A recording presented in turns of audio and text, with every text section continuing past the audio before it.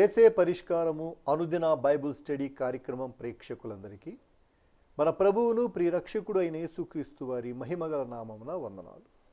ప్రభువునందు ప్రియ దేవుని బిడ్డలారా, నేటి దినము దైవజనులు కారుపాటి శ్యాన్సాగర్ గారి ద్వారా ఎహెస్కేలు గ్రంథమును ధ్యానం చేసుకుందాము. మీరందరూ బైబిల్తోనూ నోట్బుక్తోనూ సిద్ధపడి ఉంటే దైవజనులు కారుపాటి శ్యాన్సాగర్ గారు ప్రార్థన చేసి ఈ దినపు వాక్య పరిచర్య చేస్తారు. ప్రభువునందు ప్రియ దేవుని బిడ్డలారా, నేటి వాక్య ధ్యానానికి సహకారాన్ని ఇచ్చిన కుటుంబం తూర్పు వీధి వాస్తవ్యులు సూరిశెట్టి పవన్ కిషోర్ జన్మదినం సందర్భంగా తల్లిదండ్రులు శ్రీనివాసరావు సుజాత గారు, చెల్లి సౌమ్య మరియు కుటుంబ సభ్యులు సహకారాన్ని ఇస్తున్నారు. సూరిశెట్టి శ్రీనివాసరావు గారు, సుజాత గారులకు ప్రత్యేక ధన్యవాదాలు. సూరిశెట్టి పవన్ కిషోర్ జన్మదినం జరుపుకుంటున్నాడు. బిడ్డను ప్రభువు ఆశీర్వదించాలని ప్రార్థిద్దాం. సూరిశెట్టి పవన్ యొక్క విద్యలో ప్రభువు సహాయం చేయనట్లు ప్రార్థించండి. చిన్న బిడ్డ సౌమ్య కొరకు కూడా ప్రార్థన చేద్దాం. ప్రార్థన చేసుకుని వాక్య ధ్యానం ప్రారంభించుకుందాం. ఎపిసోడ్ సహకారులు 23 దినాలలో 8 దినాలే వచ్చారు. చాలా అవసరం ఉంది, ప్రార్థించండి. మమ్మల్ని మిక్కిలిగా ప్రేమిస్తున్న మా ప్రియ ప్రభు మీకు వందనాలు. శ్రీనివాసు గారు, సుజాత గారు ఇచ్చిన సహాయంకై కృతజ్ఞతలు. పవన్కు మీరు ఇచ్చిన జన్మదినమును బట్టి వందనములు. సౌమ్యను ఆశీర్వదించండి. మీ దాసుడు శ్రీనివాసు గారి సోదరుల కుటుంబాలన్నింటినీ మీరు దీవించండి. ప్రత్యేకంగా పవన్ యొక్క విద్యలో సహాయం చేయండి. మరింత శ్రేష్ట ప్రమాణం గల విద్యను బిడ్డకు దయచేయండి. ఈ కుటుంబం చేస్తున్న బిజినెస్ కొరకు ప్రార్థిస్తున్నాం, దీవించండి. సౌమ్యకి పరిపూర్ణ ఆరోగ్యం ఇవ్వండి. సుజాత శ్రీనివాసులను ప్రత్యేకంగా ఆత్మీయంగా అభివృద్ధి చేయండి. యేసు ప్రభు ద్వారా అడుగుచున్నాం తండ్రి, ఆమెన్. ప్రభువునందు ప్రియ దేవుని బిడ్డలారా, దయచేసి మీ పరిశుద్ధ బైబిల్ గ్రంథాన్ని తెరవండి. ఎహెస్కేలు గ్రంథం 11వ అధ్యాయము 12వ వచనం నుండి వాక్యాన్ని గమనించండి. నేనే యెహోవానని మీరు తెలుసుకుందురు అనే పదం ఇశ్రాయేలు జనాంగాన్ని ఉద్దేశించి దేవుడైన యెహోవా పలుమార్లు మాట్లాడుతూ వచ్చాడు. అప్పుడు మీ చుట్టూ ఉన్న అన్యజనుల విధులను ఆచరించుటకై మీరు ఎవని కట్టడలను అనుసరింపక మానితురో, ఎవని విధులను అనుసరింపక మానితురో ఆ యెహోవానగు నేనే ఆయనని మీరు తెలుసుకుంటారు. నేనే యెహోవానని మీరు తెలుసుకుంటారు. మీరు నా మాటలు అనుసరించుట మానివేసి, కట్టడలు అనుసరించుట మానివేసి, విధులను అనుసరించుట మానివేసి అన్య జనాంగం యొక్క విధులను ఆచరించారు. శిక్ష వస్తోంది. ఆ శిక్షలో యెరూషలేము ఒక పాత్రగా, మాంసాన్ని ఉడికించే పాత్ర, వచ్చిన పాత్ర. దానిలోని మాంసంగా యూదా ప్రజల యొక్క శవాలు పడుతున్నాయి. దేవుని యొక్క ఉగ్రత ఆ విధంగా మండబోతోంది. అలా మండుతున్నప్పుడు దేవుడే మాకెలా చేశాడని వాళ్ళు తెలుసుకుంటారన్నాడు. నేను ఆ ప్రకారం ప్రవచిస్తూ ఉండగా బెనయా కుమారుడైన పెలట్యా చచ్చెను.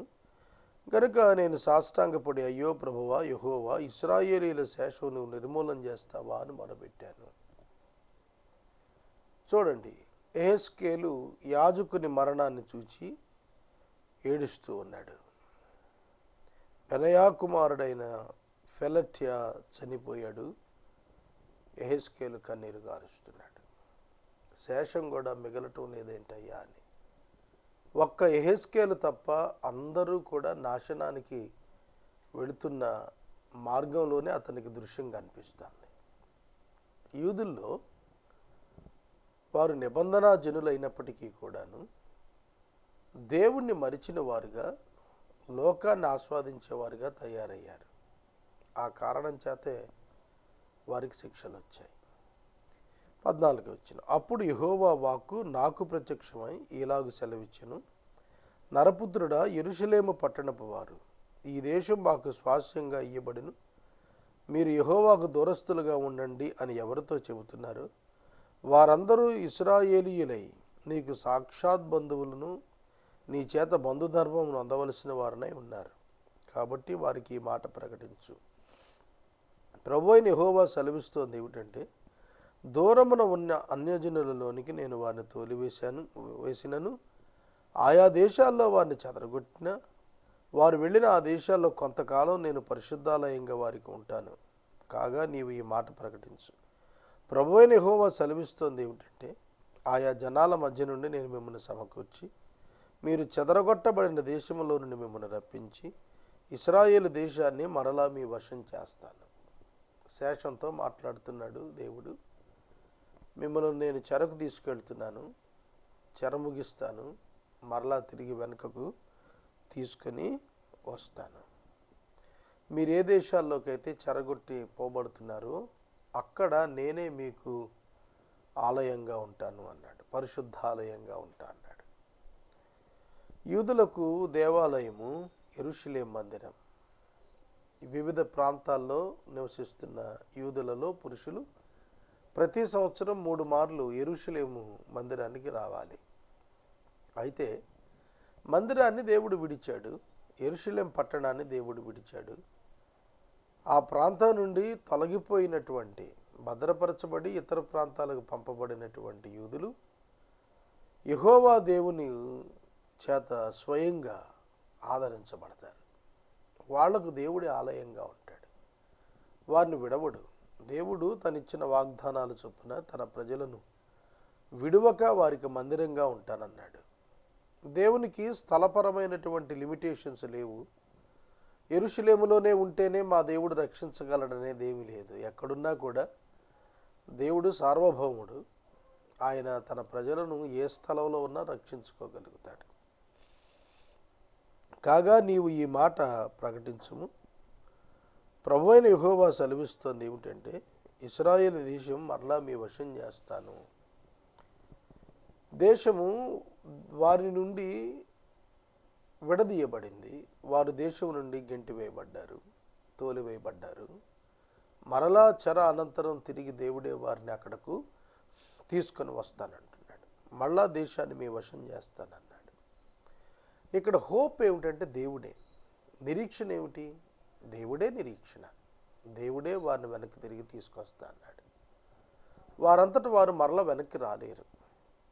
అక్కడ ఐగుప్తు విషయంలో కూడా అదే జరిగింది. దేవుడు యాకోబును ఐగుప్తుకు వెళ్ళమని తానే స్వయంగా చెప్పాడు. భయపడొద్దు, వెళ్ళు, నేను నీతో కూడా వస్తా అన్నాడు. వెళ్ళేప్పుడే చెప్పాడు, నేను మరలా తిరిగి మిమ్మల్ని వెనక్కి తెస్తా అన్నాడు. యోసేపు మరణం తర్వాత మోషే నాయకత్వంలో వారిని వెనక్కు తీసుకొని వచ్చాడు. అప్పటికి వాగ్దానం చేయబడిన యాకోబు లేడు, యోసేపు లేడు. అర్థమవుతుందా? కనుక వాగ్దానాలు పొందినటువంటి వారు చూడలేకపోయారు అనే సమస్య ఇక్కడ లేవనెత్తదు. దేవుడు వాగ్దానం చేసినప్పుడు మనుషులతో నిమిత్తం లేకుండా దానిని నెరవర్తించేస్తుంటాడు. అది ఆయన యొక్క సమయాన్ని బట్టి ఉంటుంది. 430 సంవత్సరాలు ఇజ్రాయేలీయులు ఐగుప్తు చెరలో ఉన్నారు. 400 సంవత్సరాలు అన్నాడు ఆదికాండం 15వ అధ్యాయంలో. అది నెరవేర్చి చూపించాడు. ఎవరికైతే ఆ దర్శనం చూపించాడో ఆదికాండం 15లో ఆ అబ్రహాము లేడు, అతని కుమారుడు ఇస్సాకు లేడు, అతని మనుమడు యాకోబు లేడు, అతని మునిమనుముడు యోసేపు లేడు. 400 సంవత్సరాల తర్వాత మోషే నాయకత్వానికి వచ్చాడు. మోషే ద్వారా దేవుడు తన ప్రజలను విమోచించాడు. అబ్రహాంకి ఇచ్చినప్పుడు వాక్యం మోషే కాలంలో విడుదల తీసుకొచ్చాడు.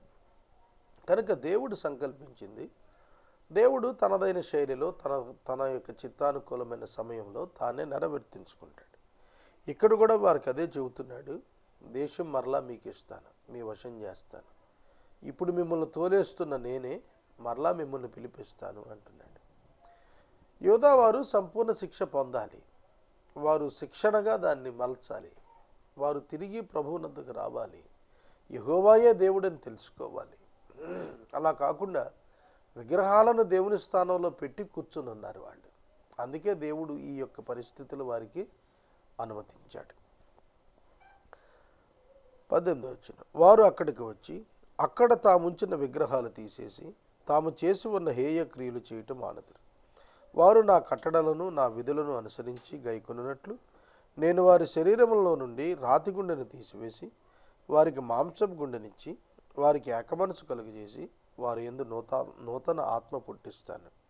అప్పుడు వారు నాకు జనులై ఉందురు, నేను వారికి దేవుడనై ఉందును. అయితే తమ విగ్రహములను అనుసరించుచు తాము చేయుచు వచ్చిన హేయక్రియలను జరిగింప పూనుకున్న వారి మీద తమ ప్రవర్తన ఫలం రప్పిస్తాను. ఇదే యెహోవా వాక్కు. చూడండి, నూతన ఆత్మను గురించి మాట్లాడుతున్నాడు. New spirit, new relationship. చూడండి, వారు తిరిగి నా యొద్దకు రావాలి. వారికి రాతి గుండె తీసేస్తాను, మాంసపు గుండె పెడతాను, వారి మధ్య అనైక్యత తీసేస్తాను, ఏక మనసు ఇస్తాను అంటున్నాడు. యేసుక్రీస్తు ప్రభువు యొక్క శరీరంగా సంఘం చెప్పబడింది. యేసుక్రీస్తు ప్రభువునందు యూదుడు యూదేతరుడు అనే వ్యత్యాసం లేకుండా ప్రతి ఒక్కరూ కూడా అంటు కట్టబడ్డారు, కనెక్ట్ అయి ఉన్నారు. అట్లాంటి వారు ఏక మనస్సు కలిగిన వారుగా ఉన్నారు. ఒకే మనస్సు కలిగిన వారుగా, రక్షించబడిన అనుభవం కలిగిన వారుగా, క్రొత్త నిబంధనలో ఐక్యపరచబడిన వారుగా మరలా వాళ్ళు ప్రభు దగ్గరికి వస్తారు. ప్రభువు వారికి దేవుడై ఉంటాడు. ఇది అక్కడ ఆయన చెబుతున్నాడు.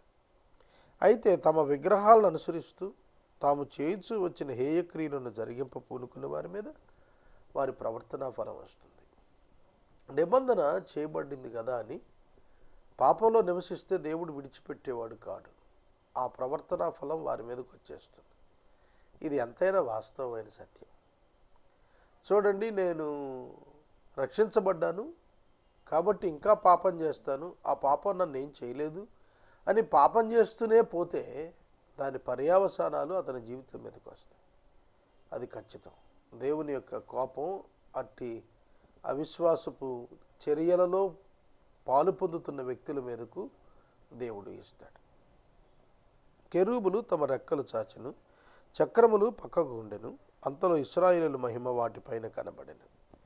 కెరూబులు రెక్కలు చాపెను, చక్రములు ప్రక్కకుండెను, యెహోవా మహిమ వారికి పైన కనబడెను. దేవుని యొక్క మహిమ, divine glory, God's glory appear to them, వారికి కనిపిస్తోంది. దేవుని మహిమ వారికి భక్తునికి కనబడుతోంది. మరియు తూర్పు దిశన ఉన్న కొండపైగా యెహోవా మహిమ నిలిచింది.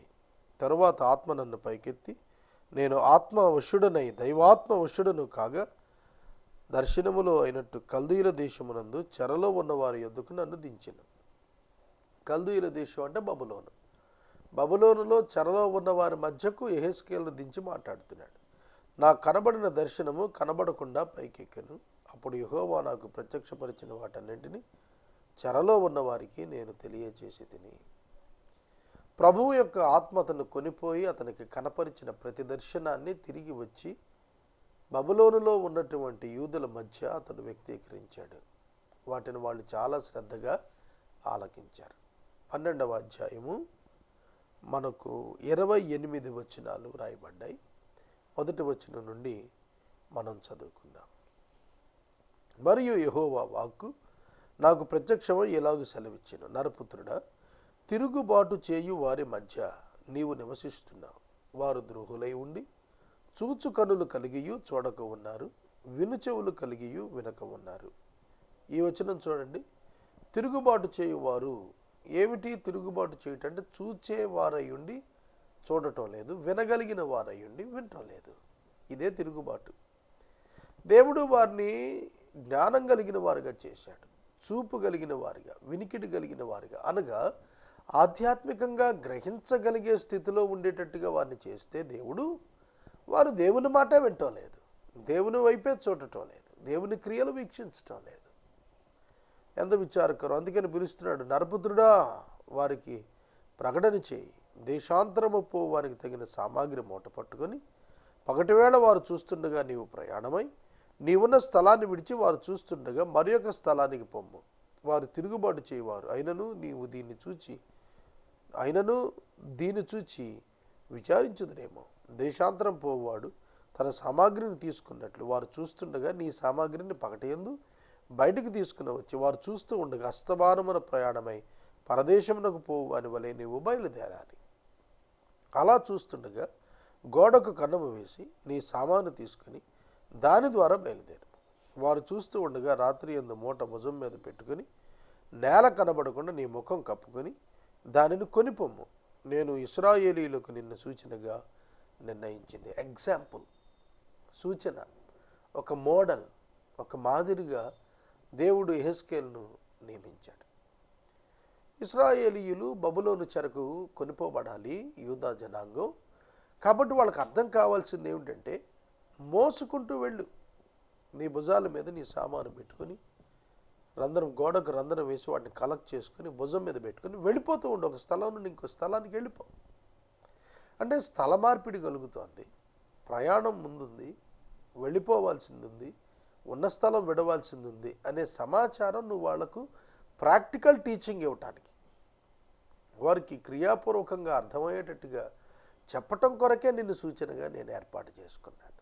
సోదరుడా, సోదరి, దేవుని ప్రణాళిక ఎంత అద్భుతంగా ఉంది. యోధావారు దేవుని కార్యాలు తెలుసుకోవటానికి యెహెజ్కేలును ఒక మాదిరికరమైన పాత్రగా వినియోగించుకుంటున్నాడు. స్థల మార్పిడి చేసి మోడల్గా చేసి చూపించమంటున్నాడు. ఇలా మీరు చెదిరిపోతారు, మీరు బబులోనుకు పరదేశంకి వెళతారు కనుక మూట కట్టుకొని పొమ్మంటున్నాడు. మూట కట్టుకుని వెళ్ళటం దీర్ఘకాల బసను జ్ఞాపకం చేస్తుంది. ఎప్పుడు మూట కట్టుకుని వెళతాం? దీర్ఘకాల బస ఉన్నప్పుడు ఆటోమేటిక్గా మనమే మూట కట్టుకుని వెళ్తాం, సామాను మూట కట్టుకొని పోతాం.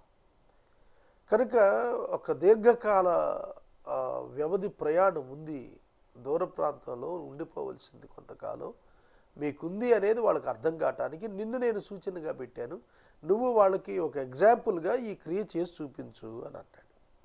నాకు ఆజ్ఞాపించినట్టు నేను చేశాను. ఎట్లనగా నేను దేశాంతరము పువ్వువాడనైనట్టుగా పగటి యందు నా సామాగ్రిని బయటికి తెచ్చి అస్తమయమున నా చేత్తో గోడకు కన్నం వేసి వారు చూస్తుండగా సామాగ్రిని తీసుకుని మూట భుజం మీద పెట్టుకుంటుంది.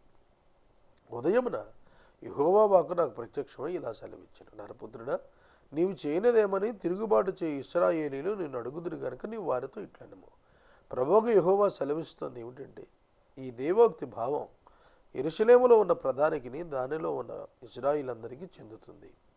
కాబట్టి వారికి ఈ మాట చెప్పు, నేను మీకు సూచనగా ఉన్నాను. నేను సూచించింది వారికి కలుగుతుంది. వారు చెరలోనికి పోయి దేశాంతర నివాసులైపోతారు. మరియు వారిలో ప్రధానుడగువాడు రాత్రి యందు సామాగ్రిని భుజం మీద పెట్టుకుని తానే మోసుకుని పోవుటకై తన సామాగ్రిని బయటకు తెచ్చుకొనవలెనని గోడకు కన్నము వేసి నేల చూడకుండా ముఖము కప్పుకొని పోవును. అతడు పట్టుకొనుటకై నేను నా వల ఎగ్గి చిక్కించుకుని కల్దీయుల దేశమైన బబులోనుకు అతన్ని తెప్పిస్తాను. అయితే ఆ స్థలమును చూడకయే అతడు అక్కడ చచ్చును. మరియు వారికి సహాయకులై వచ్చిన వారందరికీ అతని దండువారందరికీ నేను నలుదిక్కుల చెదరగొట్టి కత్తుదీసి వారిని తరిమెదను. నేను వారిని అన్యజనుల్లో పడగొట్టి చెదరగొట్టి ఆ దేశాల్లో నేను వెళ్ళగొట్టిన తర్వాత నేనే యెహోవానై ఉన్నానని వారు తెలుసుకుంటారు.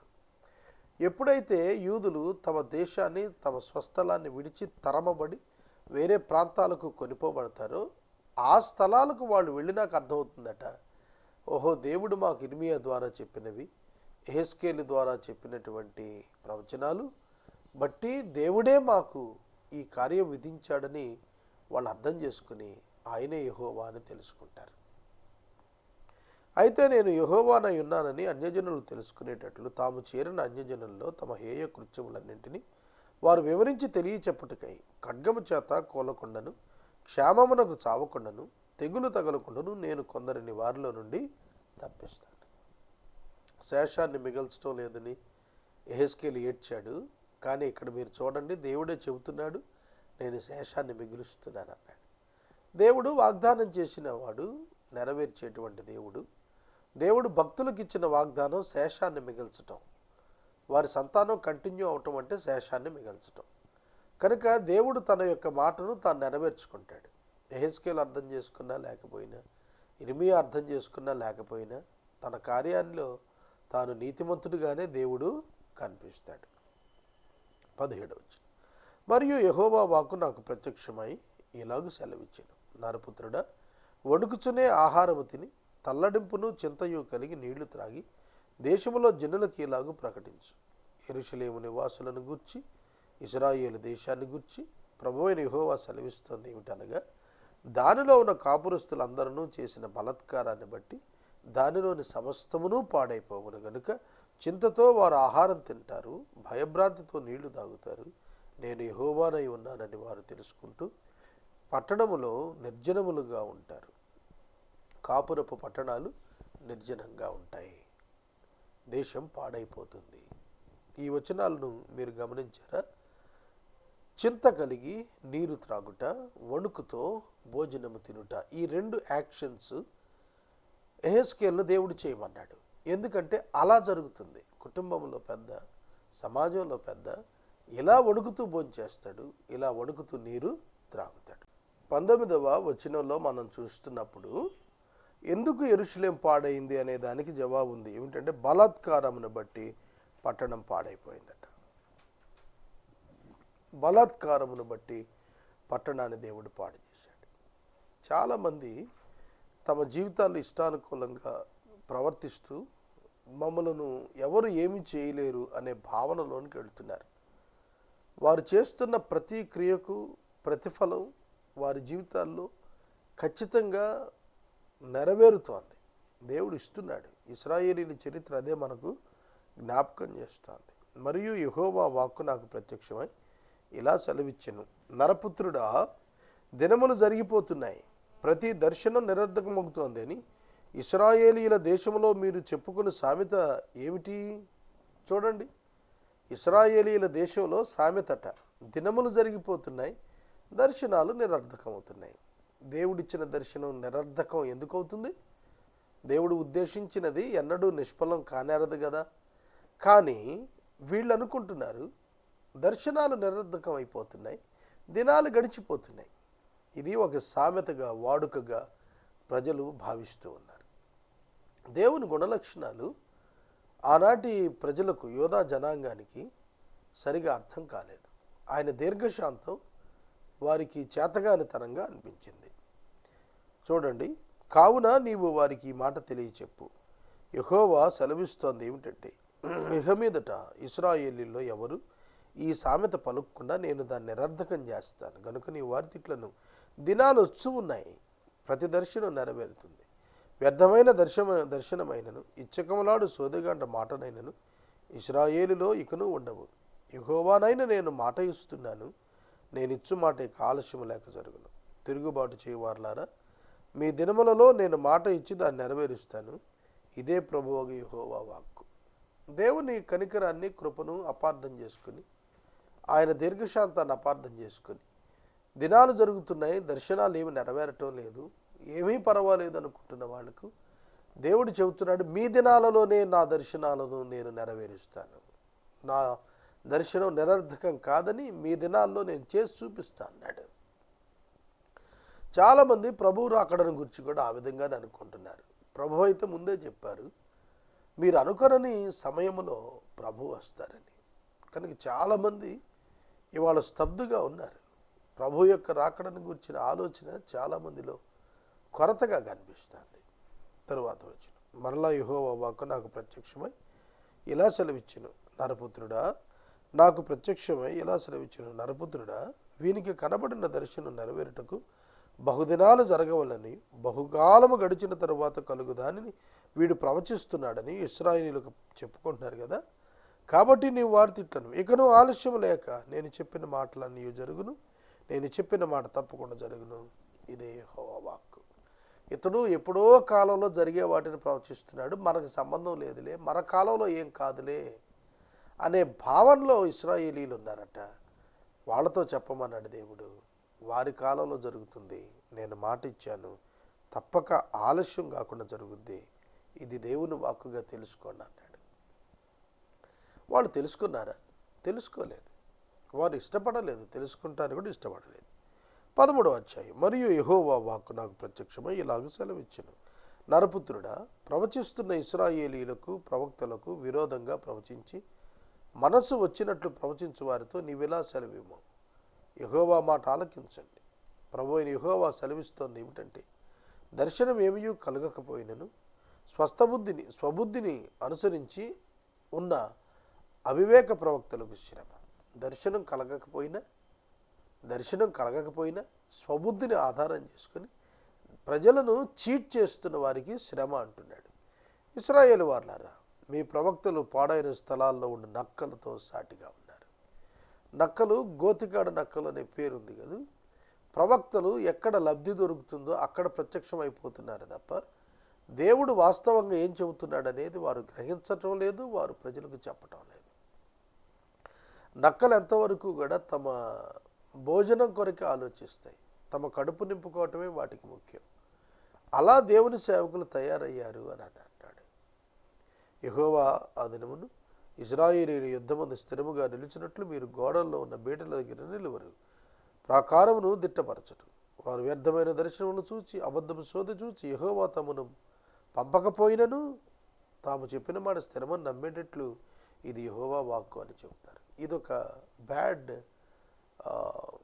సైన్ ఏమిటంటే, ఒక చెడ్డ సూచన ఏమిటంటే, దేవుడు పంపని వారు కూడా దేవుడే మమ్మల్ని పంపించాడు అని చెప్పి ప్రజలను నమ్మింపజేస్తారంటే దే ఆర్ ద చీటర్స్. వాళ్ళు మోసగాండ్రైనటువంటి యాజకులు. అటువంటి వారిని దేవుడు అనుమతిస్తున్నాడు. ఆ స్థలమున నేను సెలవీకపోయినను ఇది యెహోవా వాక్కని మీరు చెప్పిన మీరు కనిన దర్శనం వ్యర్థమైన దర్శనం కదా, అది నమ్మదగిన సోదిగాండ్రైతిని కదా, మీరు నమ్మదగిన సోదిగాండ్రైతిని కదా. కనుక దేవుడు ఒక ప్రశ్న అడుగుతున్నాడు. సోదగాండ్ర అయిపోతున్నారు యాజకులు ఏమిటి, సోదగాండ్ర ఏమిటి? సోద జరగదు, యాజకుడు చెప్పింది జరుగుతుంది, ప్రవక్త చెప్పింది జరుగుతుంది, సోదగాడు చెప్పింది జరగాల్సిన పని లేదు. కనుక యాజకులే సోదగాండ్ర అయిపోతే ఇవాళ చాలామంది సోదగాండ్ర బయలుదేరుతున్నారు. మీకు అది జరుగుతుంది ఇది జరుగుతుందని లబ్ధికి గోతిగాడ నక్కల వలె తయారవుతున్న సేవకులు కనిపిస్తున్నారు. దాన్ని ప్రభు ఖండిస్తున్నాడు. వాక్యాన్ని నేను ఇక్కడ నిలుపుదల చేస్తున్నాను. రేపటి వాక్య భాగంలో యెహెజ్కేలు గ్రంథము 13వ అధ్యాయము 8వ వచనం నుండి వాక్యాన్ని ధ్యానిద్దాం. నేటి ఎపిసోడ్కు సహకారం ఇచ్చిన కుటుంబం ఏలూరు తూర్పు వీధి వాస్తవ్యులు సూరిశెట్టి పవన్ కిషోర్ జన్మదినం సందర్భంగా తల్లిదండ్రులు శ్రీనివాసరావు గారు, సుజాత గారు, సహోదరి సౌమ్య, కుటుంబ సభ్యులు సహకారం ఇస్తున్నారు. దేవుడి కుటుంబాన్ని దీవించును గాక. మనము ఇంతవరకు దైవజనులు కారుపాటి శ్యాన్సాగర్ గారి ద్వారా యెహెజ్కేలు గ్రంథమును ధ్యానం చేసుకున్నాము. ఈ కార్యక్రమం ద్వారా మీరు పొందుకొనుచున్న ఆత్మీయ మేలులు ఒక ఉత్తరం ద్వారా మాకు తెలియచేయండి. మీ ప్రార్థనా మనవులు మాకు తెలియచేస్తే ఏసే పరిష్కారం కార్యాలయంలో ఏర్పాటు చేసిన ప్రత్యేక ప్రార్థనా శిబిరంలో మీ కొరకు ప్రార్థిస్తాం. మీ కుటుంబ పక్షముగా ఒక ఎపిసోడ్ ప్రసారం చేయాలనుకున్నారు మాకు తెలియచేస్తే మా సిబ్బంది మీ గృహాలను దర్శిస్తారు. ముగింపు ప్రార్థన ఆశీర్వాదాలతో ఈ కార్యక్రమాన్ని ముగించుకుందాం. ప్రార్థన చేసుకుందాం. మమ్మల్ని మిక్కిలుగా ప్రేమిస్తున్న మా తండ్రి, శ్రీనివాస్ సుజాతలను దీవించండి. పవన్కు మీరు ఇచ్చిన జన్మదినం కొరకు వందనాలు. సౌమ్యను ఆశీర్వదించండి. ఎపిసోడ్ సహకారులు రేపటి నుండి కావాలి, అనుగ్రహించండి. యేసు నామమున ప్రార్థిస్తున్నాం తండ్రి, ఆమేన్. తండ్రి అయిన దేవుని ప్రేమ, కుమారుడి యేసయ్య కృప, పరిశుద్ధాత్మని యొక్క అన్యోన్య సహవాసం సదా మనందరికీ తోడై ఉండును గాక.